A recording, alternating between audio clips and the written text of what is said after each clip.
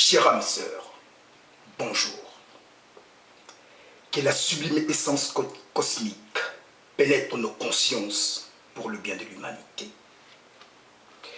Que nos maîtres cosmiques, qui sont également nos maîtres physiques, me pardonnent de l'intrusion de ma conscience dans la sphère du reflet, notre dimension actuelle.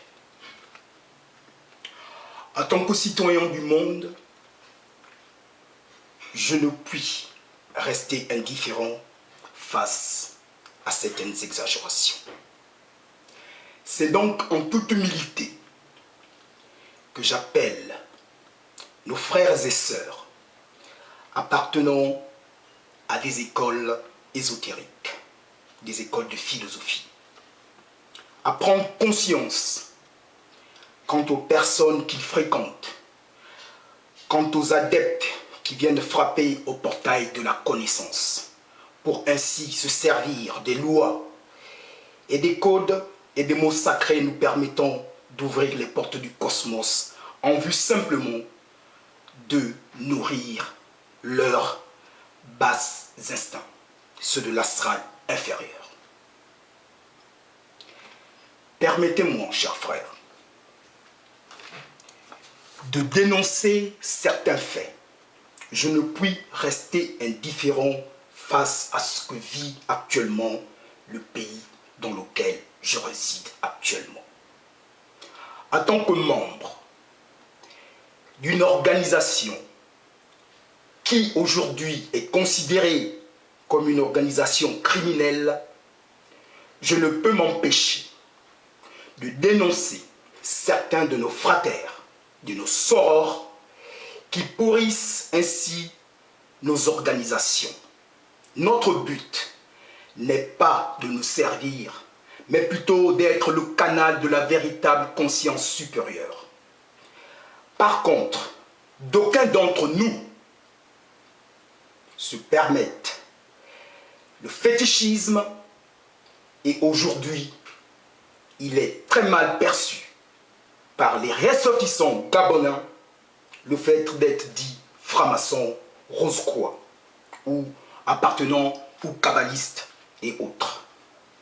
Tout ceci a été provoqué par des individus que nous connaissons tous autant que nous sommes. Ces individus côtoient nos écoles juste pour la prospérité. Et je tiens à vous rappeler ceci. Ceci n'est pas une blague. Mon message s'adresse particulièrement à M. Bongo. Monsieur Bongo, les vidéos où nous vous voyons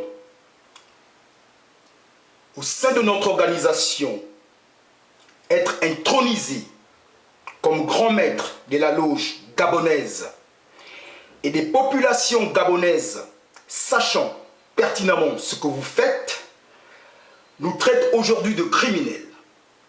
Et je ne puis rester indifférent. L'organisation n'a rien à voir avec vos pratiques personnelles. C'est pourquoi j'en appelle aux fratères, aux sorors, d'où qu'ils soient, à travers la planète, d'exclure au sein de nos loges des individus peu scrupuleux. Il est hors de question que nous partagions notre égrégore avec des individus qui ont les mains, le sang entaché, les mains entachées de sang. En toute humilité, Dieu de mon cœur, Dieu de ma compréhension, c'est avec humilité et respect que j'aborde cette intervention. Tout au long de celle-ci, illumine mes pensées et mes émotions, afin que mon intervention soit réceptif aux aspirants de la lumière, de la vie et de l'amour, qu'il en soit ainsi.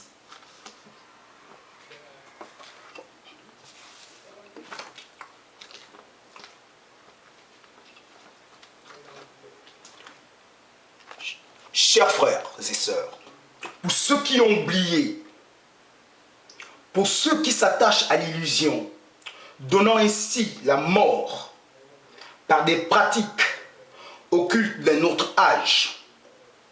Je tiens à vous rappeler les fondamentaux de notre enseignement. Je vais ici vous citer le psaume 82. Dieu se dresse au conseil divin. Au milieu de Dieu, il juge. Jusqu'à quand jugerez-vous faussement? Soutiendrez-vous les prestiges des impies? Jugez pour le faible et l'orphelin. Aux malheureux, à l'indigent, rendez justice. Libérez le faible et le pauvre. De la main des impies, délivrez-les. Sans savoir, sans comprendre, ils vont par la ténèbre. Toute l'assise de la terre s'ébranle. Moi, j'ai dit, vous, des dieux, des fils du Très-Haut, vous tous, mais non. Comme l'homme, vous mourrez. Comme un seul, ô prince, vous tomberez.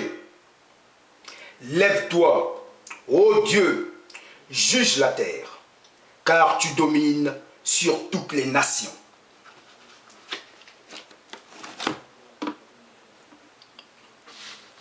Chers frères, je vais encore, pour certains, avant d'aborder les lois naturelles justement qui gouvernent notre monde, ici, vous rappeler des principes pour ceux qui l'ont oublié.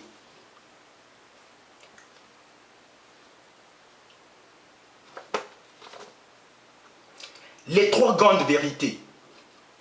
Dieu existe et il est bon. Il est le grand dispensateur de vie qui habite en nous et hors de nous. Il est immortel et éternellement bienfaisant. Il ne peut être ni entendu, ni vu, ni touché, et pourtant le perçoit qui désire le percevoir. 2. L'homme est immortel. La gloire et la splendeur de son avenir n'ont point de limite. 3. Une loi divine de justice absolue gouverne le monde de telle sorte que chaque homme est en réalité son propre juge, l'arbitre de sa propre vie, se dispensa à soi-même gloire ou obscurité, récompense ou châtiment. Il est très important que vous suiviez ma démarche. Chers frères, quelle que soit votre religion, tous les instructeurs spirituels authentiques ont insisté sur la nécessité de mener une vie correcte, cela étant considéré comme la base indispensable à l'éveil de la nature spirituelle. Car sans une vie correcte, toute étude reste pure spéculation.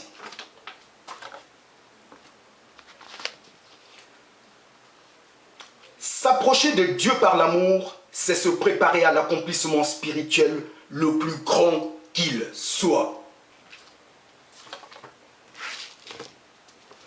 Je vais à présent, ici, pas tout vous dévoiler, mais vous donner l'essentiel. Pourquoi? Parce que moi-même, en tant que membre et en tant que maître, je n'arrive pas à comprendre que l'adepte, lorsqu'il franchit les portes du portail, ne puisse pas commencer par une étude de lois intimes pour que celui-ci ne se perde point sur sa longue marche du sentier de la spiritualité. Nous avons 7 lois. La loi de causalité, la loi d'unité, la loi d'analogie, la loi du rythme, la loi d'évolution, la loi hiérarchique, la loi de finalité. Je n'irai pas plus loin.